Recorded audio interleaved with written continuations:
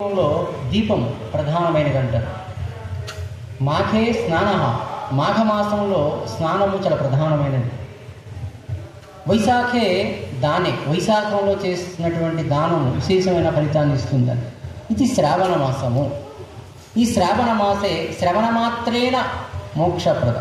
అంటే ఈ శ్రావణ మాసం శ్రవణానికి ఎక్కువ ప్రాధాన్యత. అంటే భగవత్ కథలు వినినంత మాత్రానే మోక్షం ప్రసాదించే మాసం.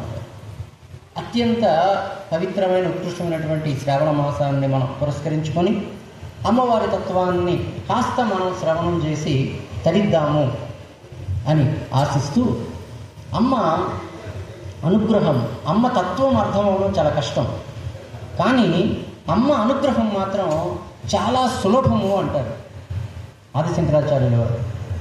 భగవంతునికి అనేక రూపాలు ఉన్నప్పటికీ ఏ రూపములో ఆరాధిస్తే తొందరగా అనుగ్రహం కలుగుతుంది అని అడిగినప్పుడు